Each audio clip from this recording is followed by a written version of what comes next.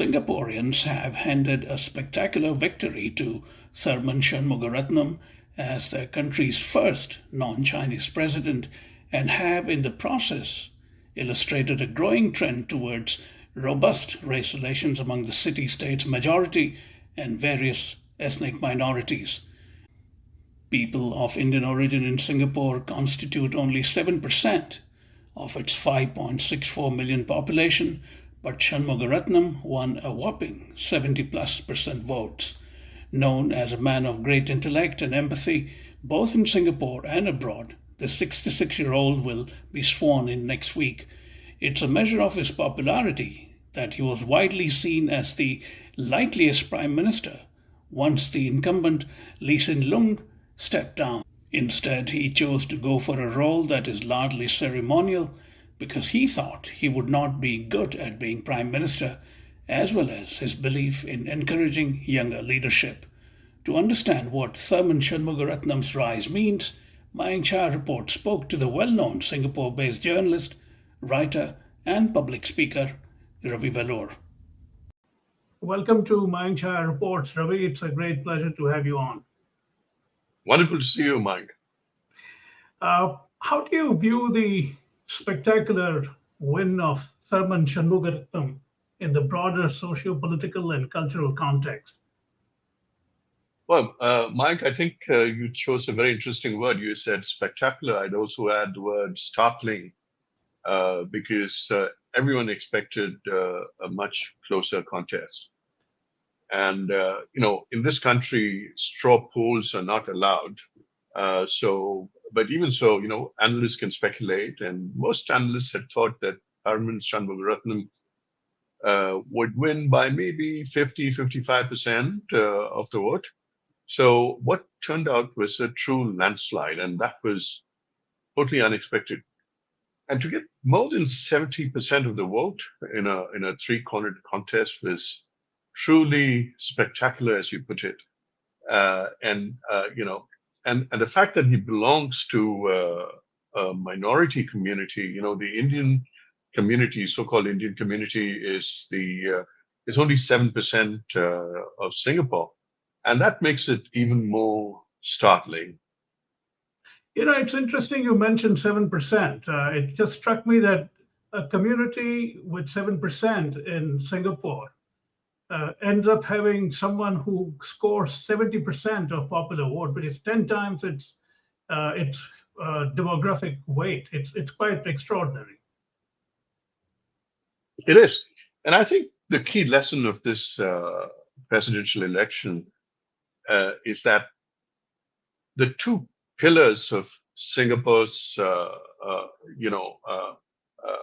framework, which is multiracialism in society and meritocracy in government and business, and these two pillars are substantially intact. And for me, these are the two lessons that came out of the election. From what I understand, reading about him, there was pretty wide consensus that he could have been the country's next prime minister. Why did he choose not to exercise that option? Of course, I read that he is in favor of the new generation of leadership now. Well, it is true that, if you talk to the man in the street in Singapore, there is, or should I say there was, overwhelming desire to see Tharman as prime minister after Mr. Lee Hsien Loong, ends his tenure whenever he chooses to do that. And maybe it is Singapore's loss that it was not to be. But, Tharman himself ruled it out a few years ago, saying, and he explained it, he put it this way, saying that, look, I'm good at giving policy advice and working with other people and things, but perhaps prime minister is not the job that I might do well. And if he believes that to be the case, I think we must respect him for it. But that said and done, I think he has walked into what I believe is the perfect position for him and for Singapore. This is a largely ceremonial figurehead sort of position as president. What kind of influence do you think he might be able to exercise, given that he has a stellar record as an economic thinker? Mm-hmm. Well, Mayank, you're right. It is a largely ceremonial position, as you put it. And the president's principal role is to safeguard the nation's reserves and to maintain the integrity of the civil service. But that said, there are a thousand ways that an articulate, thoughtful, um, globally influential, respected person can influence things. And I'm sure that Tharman will find his own way of doing so without meddling in the government directly. This is rather speculative, somewhat of a what if question. What if he had become the first non Chinese prime minister of Singapore? How do you think it might have been received? Well, I think, as I told you, I think there was, huge uh, sentiment on the ground that he would make a wonderful prime minister, and that cuts across society. It cuts across, age and gender and race. But if the man says that he was not ready for it himself and didn't want a job, I think we shouldn't speculate. But I think to go a little step back a little bit into your question, although you didn't ask me that specifically, I'd say that we are in a very interesting position where today's Singaporean is willing to accept uh, somebody from a minority race. And judge him on the basis of his personality, on the basis of his character, on the basis of the intellectual capacity that he brings to his job, and his various qualities. And I think the Singaporean has done very well for himself by picking a wonderful president. To slightly digress, it strikes me that wherever you look where Indians are, be it in this country where I am in the US, we are about Hmm. 1% of the country's population, and yet we punch so much above our weight. I mean, on the Republican side, you have two aspirants of Indian origin. I mean, you have covered the community across the world for a long time. You have a particular expertise on that as well. What do you think makes it so effective for Indians everywhere to rise to position of power and influence? Well, I think, Mike, I'm not any great expert on what you just asked me, but just from observations, uh, I think the Indian mind is conditioned in a very interesting way. In the first place, it teaches you to adjust to people and to situations. And it teaches you to work in multicultural, multilinguistic environments. And most Indians have grown up speaking more than one language, and every language is a universe and it builds your mind. And I think that sophistication, that ability to navigate tough situations and not be too daunted by something that seems pretty formidable at some point, but find a way around it. I think that translates, especially in corporate life, to what you're seeing in the United States, that ability to adjust. If you look at many of the Indians who've done well in your country, they have come from they're the children of railway officials, civil servants, or maybe even military officials. And all these people, if you look at their parents, they've been transferred around the country.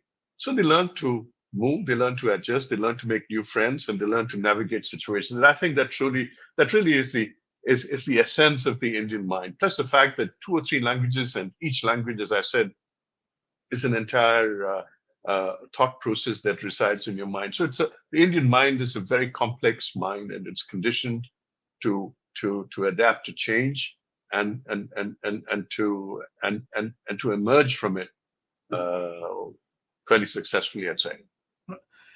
Do you think with the rise of Thurman, and I don't know why they always address him by his first name because I saw everywhere he's referred to as Mr. Thurman. Do you think that in a way settles the debate whether or not Singapore is now ready for a minority prime minister at some point? Yes, I think so. It does settle it, and I think it shows how far along the road Singapore's come as a nation, as a community, and it's the result of so many things that have come together, including the housing policy which, as Tharman himself pointed out a few years ago, it's seen as very intrusive that public housing, 80%, 85% of Singaporeans live in public housing. And in public housing has come one of the most intrusive policies where the state says the housing block should reflect the ethnic mix of the nation. So you're forced to live with Chinese neighbors, with Indian, Malay. Everyone has to pass each other's door and learn to live together. And I think, and I'm not taking credit for this thought. This is what Tharman himself said a few years ago, and I completely agree that this is the essence of the Singapore life, and that is manifesting today alongside high levels of education, knowledge of the world, and various other things to come together to say, hey, we have a good man for the job. He's the best for the job. Let's give it to him. What do you think has caused this socio-cultural shift over the last few decades? I mean, there has been a history of some tensions, ethnic tensions, in terms of the way the community is structured. What do you think has happened in the last, say, 5, 8 years that has caused such a remarkable change?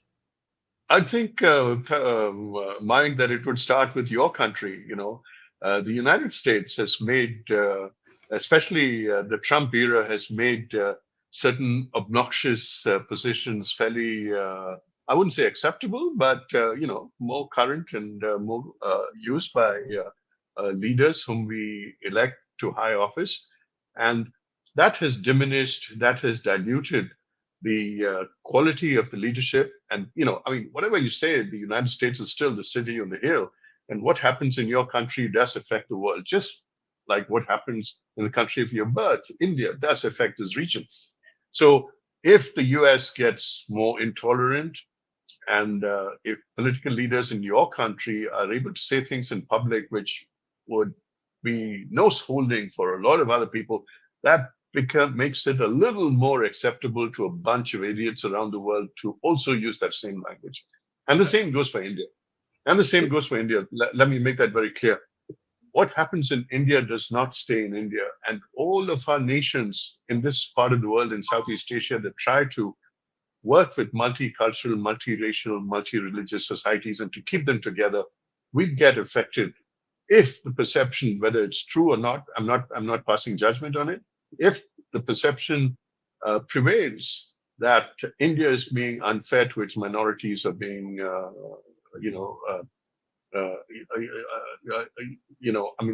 mistreating its minorities, that affects this part of the world as well, because we too need India as a beacon. It's a beacon of democracy, it's a beacon of growth, and it's a beacon for people of various faiths living together in one umbrella. And we hope that India stays true to its faith of what it was, what it started as, and that the India project remains, that it is, that we reject the two-nation theory or the three-nation theory or whatever it is, and that we're one nation. And if India can keep that, we in Southeast Asia would also breathe a lot easier. Indeed, indeed. I mean, that's a great sentiment to express here. There is some observation being made about the fact that he's the first non-Chinese president to be voted in. Tell me a bit about that. Why is it significant? Well, as I said, Mike, as you said, it is true. He's the first non-Chinese, non-ethnic Chinese president that Singapore's had, and he was actually voted in a ballot that is a secret ballot. I mean, nobody can tell when you go into a voting booth what sentiments drives you to cast that vote. Whether it's your race or your religion or what somebody told you or whatever biases. The fact that this man, by the way, his popularity has been consistent. If you look at the last two elections, he's outpolled his own party by a significant margin. And his constituency has had the highest number of votes for his party, which is the People's Action Party. So he not only is of the party, but he's also a man who has his own position in this country. And it's based on intellect, it's based on integrity, it's based on empathy, and it's based on hard work, because the way he treats his constituents, the way he deals with them, the way he tries to fix their problems and to give advice, and where what is possible, it's frank advice, sincerely given. And and that people thought that his appeal was only to his constituents, but it's very clear that it's spread across the nation, and that is something that is remarkable. My sense is sitting here afar is that he seems to have risen above, outgrown in a sense, the political dynamic that he was in for a long time. He's a non-partisan sort of a figure now, not because he became president, but there were signs that he was already becoming that. You could say that I would think that more than non-partisan, I'd say that Tharman has always had an independent streak in him. Uh, you cannot say that he's non-partisan because he worked within the party system for for all the years that he was in the government. I'm not talking about his civil service career, but when he was part of the party and part of the cabinet, obviously he's not partisan. He's bound by the rules of cabinet. Whatever he might have said in closed door meetings, when they come out, they speak as one unit. And he thrived in that system, and he did very well. But he also successfully carved out an image for himself, a profile for himself of being independent, of being empathetic, and truly caring for ordinary Singaporeans. And what he's got today is the reward for that approach. Speaking of his empathetic nature, a lot has been said about the fact that he's a gentlemanly politician, not given to bad mouthing rivals. Has that been a career long attribute? I would say that, I don't think, um, I don't, frankly, that's not the style of bad mouthing people is not really the style in Singapore. I think, I see. yeah, I mean, and I think certainly Tharman himself is not the type to do that. I mean, during this campaign, there were a few issues that came up, and I think he dealt with them in a very mature way. He said he's not going to go there, he's not going to go here, and I think people appreciated him for that. But as I said, I mean, he stands above the fray, and that was so uh, obvious. And I think you know, and what you see is the fruit of that. When does he take over? Is there a formal swearing in that happens? It would be next week, actually. I think the current president, Halimah Yacob, she steps down on the 13th, and Tharman, President-elect Tharman, takes office the next day, which is 14th of September. And just a minor detail, is there a sort of a resplendent, opulent resident that he moves into? No, it's not. It's a very, it's called the Istana. Istana is Malay for government house. And it's space that he shares with the prime minister, so he doesn't have exclusive run of the property. It's a substantial property, but I don't think he's going to occupy it. His office will be there, but Singapore presidents don't generally occupy. It's not Rashtrapati Bhavan, if you ask me, in the sense that the Bhavan part of it is, is not used that much. Mr. Tharman will be there to work during the day, and I guess his meetings will be held there. And probably more than a few times a week, he and the prime minister will cross paths along the corridors. It's a very functional building, and I think he will continue to live in his own house, probably protected a little more than he was before. That's Singapore. If Indians were looking at this, the model in Singapore, the equation between the prime minister and the president, is it similar to what we have in India? Well, you could, in a sense, say that, but I don't think the president of India has has a say in civil service appointments, Yeah, or in controlling the national reserves. I think that's a that's big very difference. much That's a big it's a big difference, right? it's a big difference, but there are similarities in that president is seen as a Rashtrapati, as they say in India, the father of the nation, and he's a unifying figure. He belongs to everybody. He doesn't belong to a single party, or he Right. should not. And I think Mr. Tharman, I think, will truly live up to that mandate. And I think I appreciated the fact that he said, "Look, regardless of whether you voted for me or not, I want to be your president." So I think that's a very good approach, and I think some of the people who might have not have voted for him may have wondered why they didn't vote for him. Right. Just last couple of things. One is I'm curious why the office has sway over civil service, as you mentioned, as well as reserves. Explain that to me.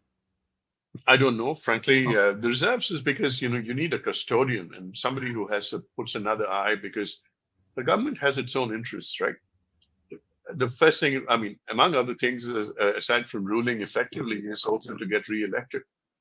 Uh, you Right. know, so the president's, the president doesn't need to get his party re-elected. So it's an outside eye, and he should be. His mandate is to think for the good of Singapore in a completely holistic way, which is also the mandate of the government.